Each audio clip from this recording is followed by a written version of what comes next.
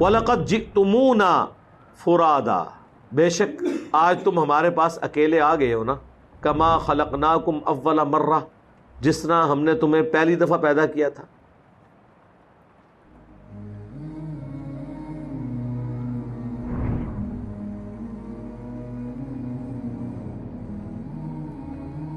وَتَرَكْتُمْ مَا خَوَّلْنَاكُمْ، اور تم چھوڑ آئے ہو جو ہم نے تمہیں دیا تھا، وَرَاءَ ظُهُورِكُمْ، پیچھے ہی چھوڑ آئے ہو.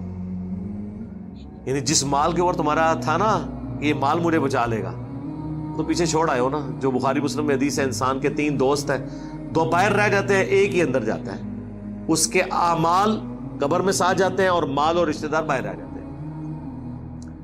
تو دنیا میں مال کی بنیاد پہ تم نے حکومت کی تھی نا، تو آج آگے ہو نا اکیلے، کوئی گٹھڑی ساتھ مال کی نہیں لے کر آئے. جس طرح تم کو ہم نے پیدا کیا تھا، یعنی جب پیدا ہوتا ہے انسان اس وقت بھی اکیلے ہی پیدا ہوتا ہے، مرنے کے بعد بھی اللہ کے پاس اکیلا جائے گا. اور چھوڑ آئے ہو اپنے پیچھے وہ سب کچھ مال.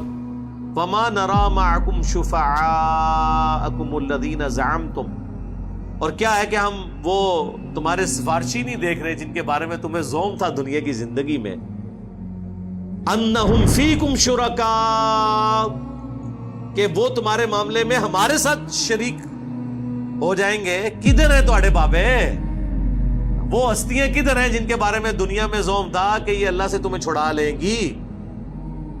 کل قیامت کا دن ہوگا، غوث پاک فرمائیں گے اے میرے مرید، اے میرے محب، تو دنیا میں رہ کے وہ کام کرتا رہا جس سے مجھے خوشی ہوئی، آج میں تجھے خوش کر دوں. وہ بارگاہ الہی میں سفارش فرما دیں گے، بیڑا فرمایا مجھے اپنے رب کے عزت و جلال کی قسم، میرا قدم اس وقت تک جنت کو نہیں اٹھے گا جب تک میں اپنے سارے مریدوں کو جنت میں داخل نہ کروا لوں. تو میں نے اپنے رب سے کہا پروردگارہ نسبت میری ہے، انہوں چھڑ دے. تو اللہ پاک نے فرمایا یہ گل بڑی لمبی ہے، میں وچوں حذف کر رہا ہوں. اللہ پاک نے ارشاد فرمایا فرشتیوں ہٹ جاؤ پیچھے. عبد القادر وچ پہ گئے. اللہ میرا بگڑا سوار دو، میرے بگڑا وقت سوار دو، میرے خواجہ مجھ کو نواز دو. اکیلے آئے ہو نا، کتنے تھے بزرگ؟ ظاہر ہے جی یہ تو سوال ہوگا نا کہ جب بزرگوں نے فرمایا تھا کہ ہمارا کوئی بھی مرید اس وقت تک ہم جنت میں داخل نہیں ہوں گے جب تک کہ اپنے سارے مریدوں کو جنت میں نہ لے جائیں، تو پھر اللہ تو پوچھے گا نا کہ بھئی ہاں کدھر جے توڑے پیر صاحب جن کے بارے میں تمہیں زوم تھا. اور وہ تو پھر سورہ الاحقاف میں آیا کہ وہ ہستیاں خود دشمن ہو جائیں گی ان کی. ہاں وہ کہیں گے کہ ہم نے تو کب ان کو کہا تھا، ہمیں تو پتہ بھی نہیں تھا یہ ہمیں پکار رہے ہیں. یہ تو ان ہستیوں کے لیے جو واقعی جینوئن ہستیاں تھیں، وہ تو انکار کریں گی. باقی جو ہے نا ہستیاں جو جعلی بنائی ہوئی تھی، وہ تو پہلے انشاءاللہ جہنم وچ پہنچے ہوں گے. وہ اگے نے ذرا اگے تک تلاش کرو کہ لب جھڑ کے تو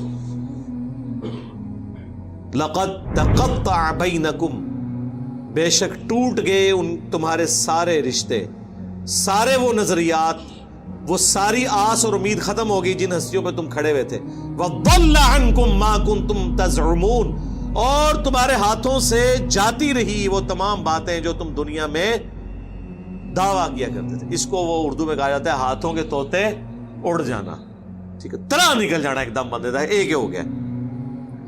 میرا خیال ہے اگر کسی شخص کو مرنے کے بعد اس طرح کا معاملہ ہو، اس سے بہتر نہیں ہے کہ وہ قرآن ترجمے سے پڑھ کے دنیا میں ہی آخرت کی فلم دیکھ لے اور بچ جائے.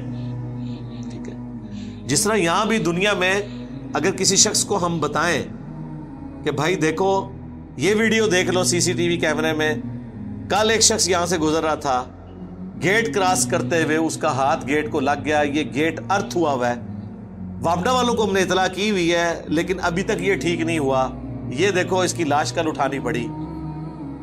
کیا خیال ہے دنیا میں کسی کو یہ ویڈیو دکھائی جائے، وہ گیٹ وابڈا والے گارنٹی بھی دے دینا کہ اس میں کرنٹ نہیں ہے، لوگ کہیں گے جناب ایتھو تیسی گزرنے نہیں، کوئی دوسرا راہ دسو سانو.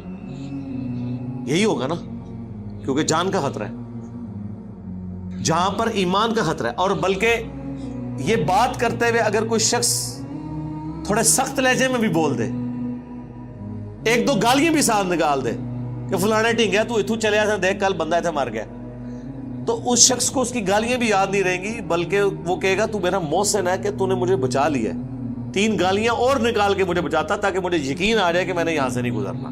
یہی ہے نا. لیکن دین کی بات آپ کسی بھی انداز میں ان کو کریں، گال بڑی سخت ہے.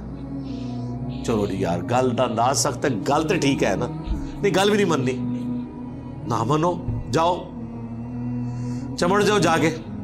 تو اللہ تبارک و تعالیٰ نے آخرت کی فلم پہلے ہی چلا دی ہے، یہ ہوگا، یہ رزلٹ نکلے گا.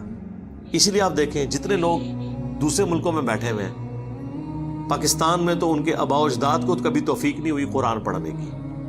وہاں جاتے ہیں جب تھوڑی لادینیت دیکھتے ہیں، تھوڑا سا اپنے آپ کو جھنجھوڑتے ہیں کہ ہم نے اپنے ریلیجن کی طرف واپس آنا ہے، اپنے آپ کو مصروف کرنے کے لیے قرآن پڑھتے ہیں. جب قرآن پڑھتے ہیں تو ان کے طوطے واقعی اس طرح ہی اڑتے ہیں جس طرح آخرت میں بابوں کے مارنے والوں کے اڑیں گے. اوکے یار یہ قرآن تو کچھ اور لکھا ہوا ہے. ہمارے ایک قریبی دوست آفس کے، ان کے چچا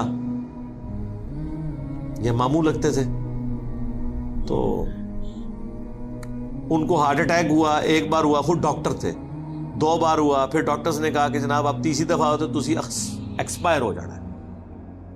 اب جب کسی کو بتایا جائے کہ بھئی کام تہاڈا نیڑے ہے، تیاری کر لو، اور پھر ڈاکٹر بھی ہو، وہ اس چیز کو سمجھتا بھی ہو. یہ میں 2006-07 کی بات کر رہا ہوں. وہ جی انہوں نے قرآن جو ہے نا ترجمے سے پڑھنا شروع کر دیا. سوری خالو تھے، وہ ماموں نہیں تھے، خالو تھے.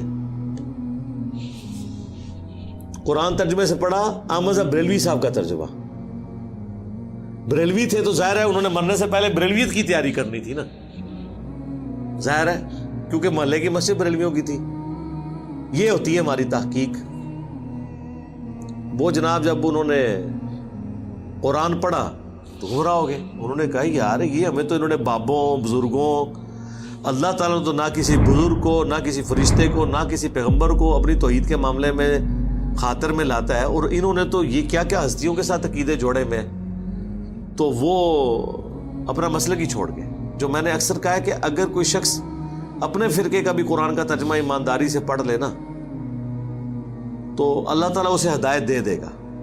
یہ اللہ کا وعدہ ہے، وَالَّذِينَ جَاهَدُوا فِينَا لَنَهْدِيَنَّهُمْ سُبُلَنَا. بلکہ ایون وہ قرآن پڑھتے ہوئے اسے یہ بھی پتہ چل جائے گا، تھوڑی سی اپنی عقل استعمال کرے کہ قرآن میں تو یہ لکھا تھا، تو یہ میرے مولوی نے اس کی جو یہ تشریح کی ہے یہ تو اس میں بیٹھتی نہیں. اگر اس نے اپنی عقل استعمال کی، اور اگر عقل استعمال نہ کی، اس کبوتر کی مانند جو بلی کو دیکھ کے آنکھیں بند کر لے، بلی نے پھر بھی گردن مروڑنی ہے. آنکھیں بند کرنے سے بلی غائب نہیں ہو سکتی. اس طرح آنکھیں بند کرنے سے قرآن و سنت کے جو نظریات ہیں وہ غائب نہیں ہوں گے، اور آپ کے بزرگوں کے بتائے ہوئے عقیدے وہ جسٹیفائی نہیں ہوں گے. تو اس سے پہلے کہ آخرت میں ہوائیاں اڑ جائیں، جو اللہ تعالیٰ نے بیان کیا کہ اڑ جائیں گی ان کی ہوائیاں، اس سے پہلے آخرت کی تیاری کر لیں. اللہ تعالیٰ سے دعا ہے جو حق بات میں نے کہی ہے ہمارے دلوں میں راسخ فرمائے. اگر جذبات میں میرے منہ سے کوئی غلط بات نکل گئی تو اللہ تعالیٰ ہمارے دلوں سے دھو ڈالے اور ہمیں معاف بھی کر دے. ہمیں کتاب و سنت کی تعلیمات پر عمل کر کے دوسرے بھائیوں تک پہنچانے کی توفیق عطا فرمائے. سبحانک اللہم و بحمدک، اشہد ان لا الہ الا انت، استغفرک و اتوب الیک، وما علینا الا البلاغ المبین. جزاکم اللہ خیرا. آمین.